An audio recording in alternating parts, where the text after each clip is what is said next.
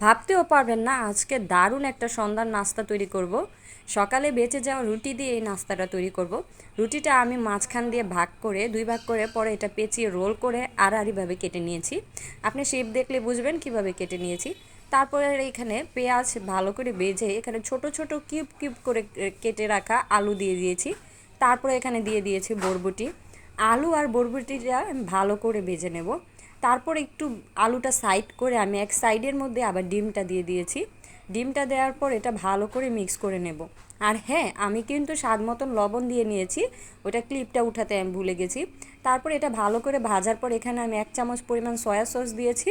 আর এটা হচ্ছে আমাদের হোমমেড টমেটো সস। আমরা বাসায় 5 কেজি টমেটো সস বানিয়ে নিয়েছি, অনেক মজা হয়েছে। আর আমরা হোমমেড টমেটো সসটাই সব কিছুতে ব্যবহার করি। তারপরে সসটা আমি 2 চামচ পরিমাণ ভরে ভরে দিয়েছি। দেখেন, তারপর ভালো করে আমি মিক্স করে নিই। ভালো করে মিক্স করলে মশলাটা সব জায়গায় সমানভাবে পৌঁছে যাবে।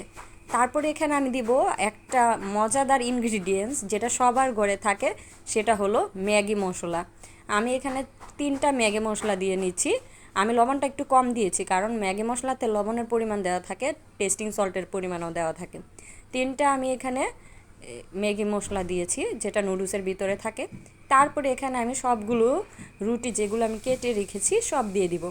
ভালো করে মিক্স করব।